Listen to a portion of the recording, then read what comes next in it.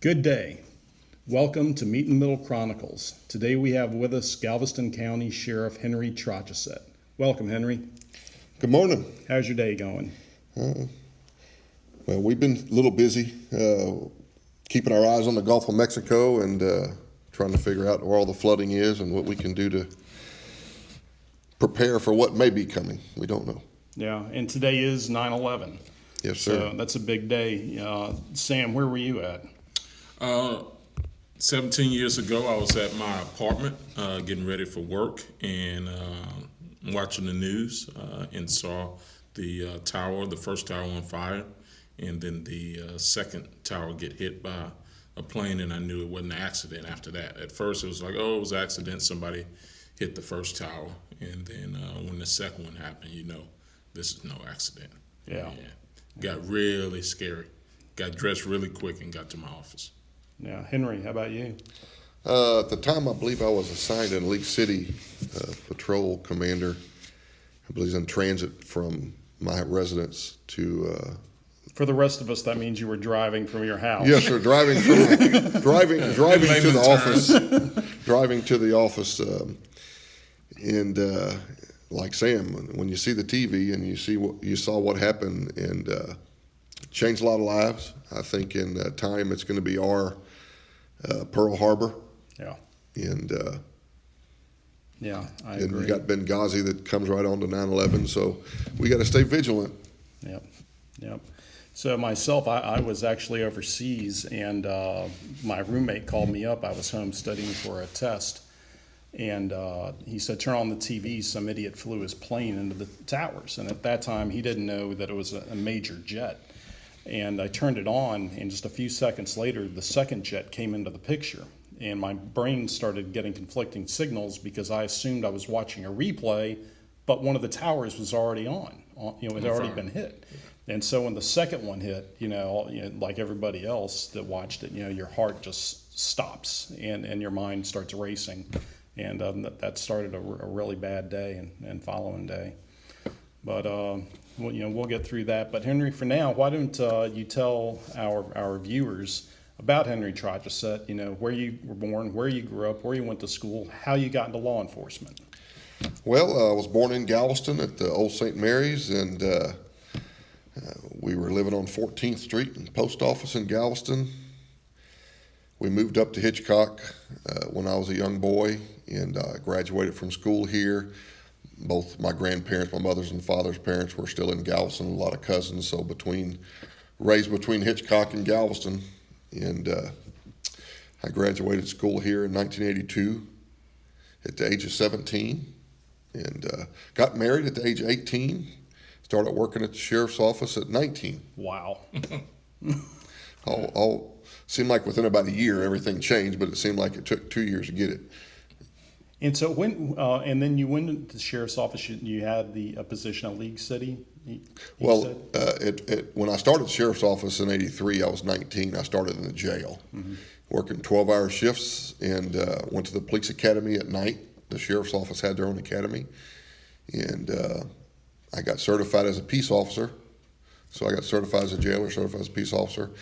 A position came open out in the front office, and I accepted it. And December will be 35 years later here I'm sheriff. Wow, that's incredible.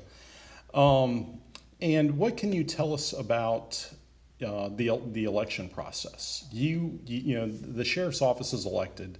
You go through a primary, and I recall you had a pretty stiff primary too.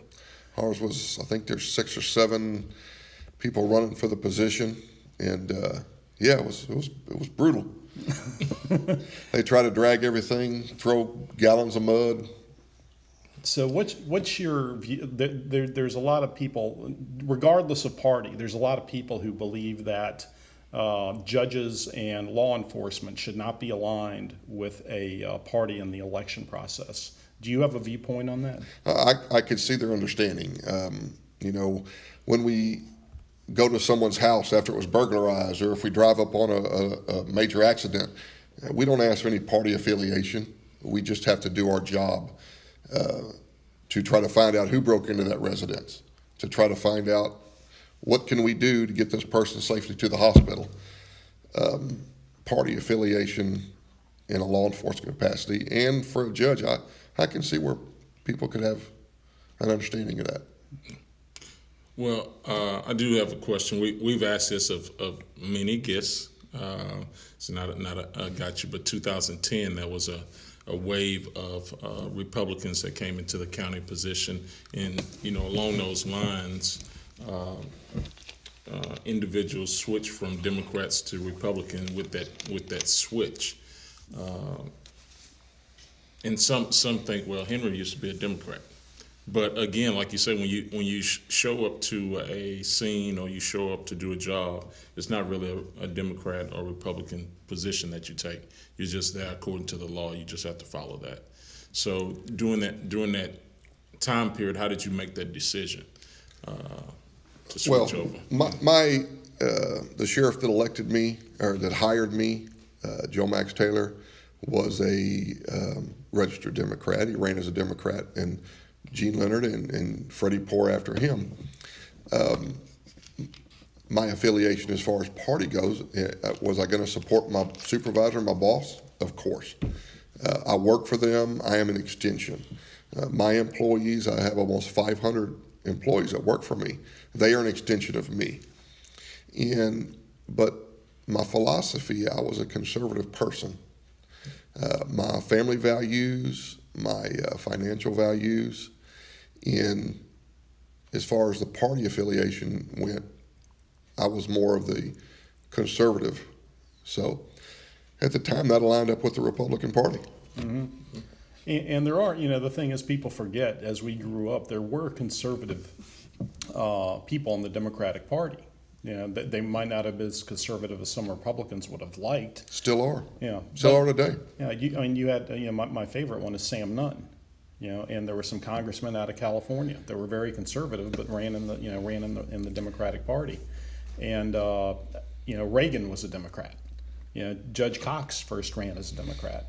I welcome people running in the Republican primary. I think it shows that we have values that attract a wide swath of people, and the primaries are getting pretty brutal these days, and I think it's really distasteful when people say that, well, he used to be a Democrat, and use it in the pejorative. I think that's just really distasteful. Well, sometimes individuals could be fiscally conservative. Probably one of the best run cities is Texas City. And, I agree with you. That's a prime example of Yes, Democratic leadership that's been much more fiscally, I think, responsible than other cities. And they supported me in my race for sheriff. Yeah. The ad valorem taxes from a major oil refinery have nothing to do with that. Yeah. But individuals can overspend. They still can overspend. But as far as the individuals he's discussing, knowing that I have a cousin married into one, they are a conservative family. Yeah. So how has been the administrative role? I know, administrative roles, when you're seeking office, administrative roles are something that it isn't the bright, shiny object, but it's so critical. And when you finally got into the executive role, and it's an executive role of sheriff, how did that go? Boy, talk about a transition. Well, am I saying unfortunately? But fortunately, most of my career I was in an administrative role at the sheriff's office. I worked in an administration area of the sheriff's office, and either we call the front office or the back office, and I watched how my bosses did things, and I learned from them. I tried to take what worked for them, and you learn from what didn't work, and I try to utilize that every day. Was it a big swoop difference? Oh, yes. I remember Freddie Poore telling me certain things when, he knew I was going to be sheriff. And until you sit in the seat and things land on your shoulders, you really don't grasp all of the things that occurred in that agency. You just don't. And matter of fact, if I created any havoc for any of my bosses, I apologize. I want to let them know Now that right you're now, getting I close to apologize. retirement, you apologize. Well, about retirement, I'm only 54. Okay. I'm only 54. 35 years is good. I think it is, and I want to be a good sheriff. I want to be a good leader for the employees and a good sheriff for the people of Galveston County, and I hope I am. Is the plan to do 40? Get to 60, or just stay as long as you can? As long as you're healthy enough. You know, I was told if you feel good and you're healthy, and you'll know that the people want you. You know, I don't want to put no numbers on a board to say this is my goal, because let's see what goes on, see what happens. Now, you mentioned that you have 500 employees. Because of the last school hiring, we hired 27 people just to go to these schools after the Santa Fe shooting. And we have over 450 full-time employees. And then you count the reserves on top of that. So, yes, sir. Now, how does that rank in as far as manpower compared to other counties? I was told, as far as we have over 300,000 residents in Galveston County, we're like number 17 in the state as far as Ratio. the Harris County being number 1, and we're number 17. And that was part of the issue with the jail. At one time, I was told we was probably about number 12 as far as our number of inmates in the county jail. So let me ask you something very specific, because when I was a councilman, I investigated this. Our jail, it gets more populated than most on a per person basis if you're comparing population to jail. And I maintained it was the tourist traffic on the island. The numbers kind of prove that out. Do you agree? Well, I agree, but I'm going to add to it. It's not just the island. I was over the Bolivar Beach detail for years, and we had 5 straight years back in the 90s, 2000s, where we put 1,000 people a year just in the substation under arrest, just on the Bolivar Peninsula. So is it just Galveston? No. Look at Texas City, look at League City. Look at Galveston County as a whole, and all the events that occur that draw people in. Every month, or several a month, there's something that draws them in. Is Galveston a big part of that because of Mardi Gras and the motorcycle rally and different things? Yes. We have 60 miles of beach. How many other counties have adjacent to the 3rd or 4th largest city in the nation that have this much beach, that have things that draw them in? I mean, all the way to Kemah. Yeah. How many thousands, if not hundreds of thousands of people go to the dike a year? I think it's in the millions. How many millions go to Galveston every year? Mm-hmm. So it's a draw. And when they get booked, where does that cost get applied? So if you arrest somebody in Friendswood pays for that jail cell. Is that correct? No, sir. No. How does that work? No, so the taxpayers of Galveston County pay for what is spent out of the budget of Galveston County. But each of the cities have to contribute. No, sir. We don't? Well, technically they do by taxes. Right. They pay county taxes. Okay. Do I have 50 people that's Friendswood residents in the county jail, and do we send them a bill? No, sir. It doesn't work like that. Okay. All right. I was misinformed. No. They the only way the Galveston, what you're telling me is, the city of Galveston doesn't have a jail for their municipal police department. Right. That's so they exactly. pay for bed space. Right.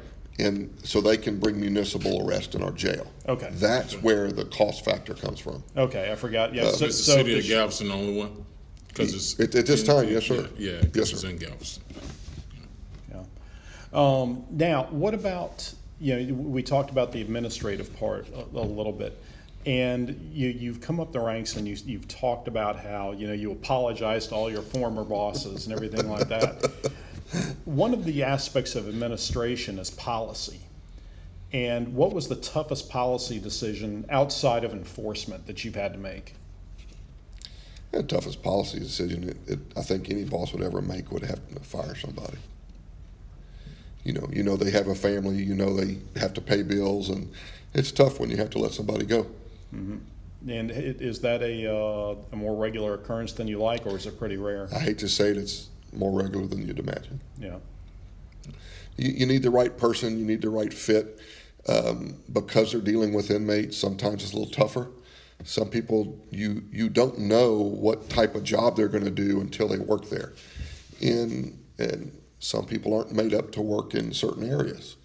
And sometimes they get in trouble. Yeah.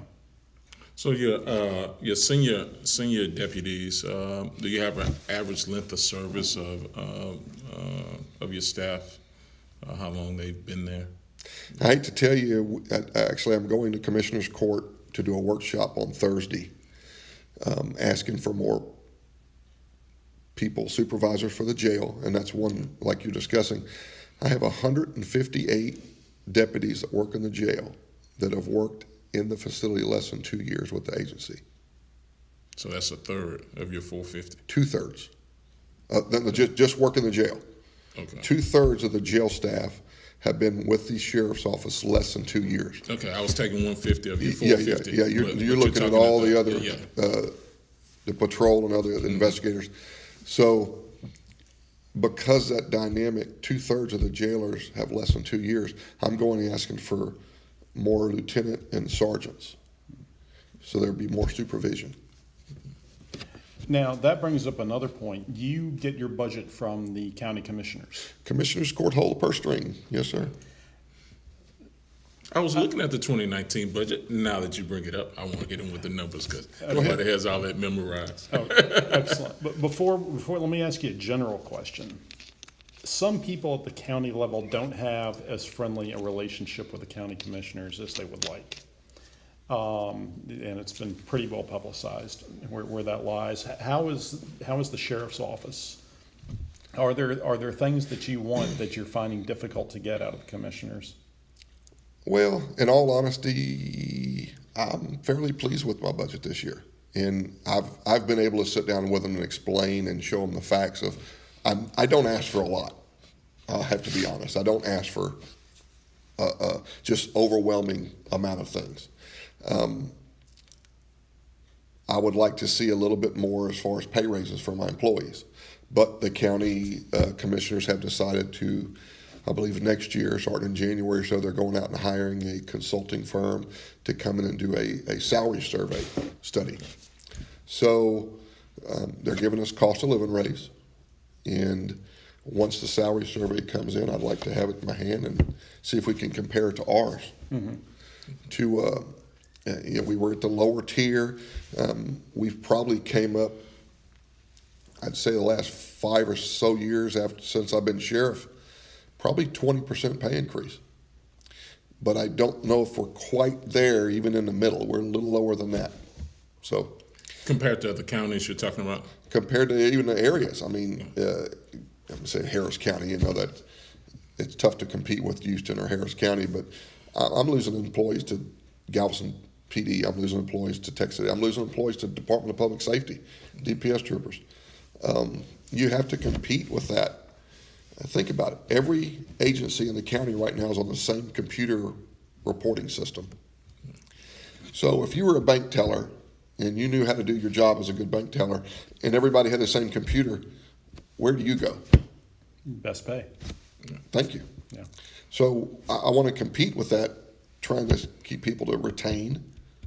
If 2/3 of my employees in the jail have less than 2 years, is there a lot of turnover from time to time? Because we just hired so many for the school districts, I have over 70 employees just in the school district contracts. Mm-hmm.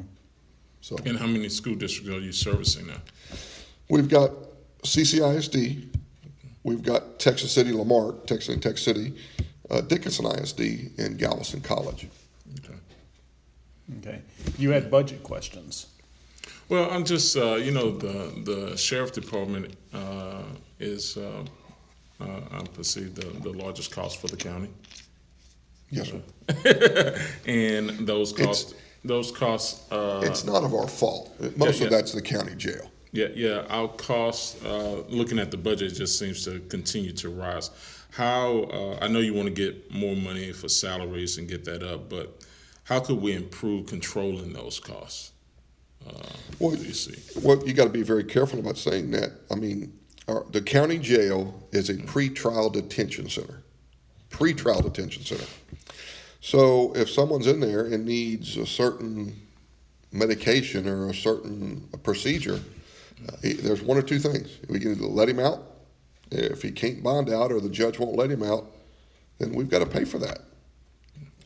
And you got food costs, you got medical costs, which is the two main things. I mean, you're over $5 million just between those two at the sheriff's office. We've talked about this of the cost, medical costs of inmates and the mental You're health correct. issue of locking up certain individuals. Yeah. That correct. drives up the cost. And that brings up a great point.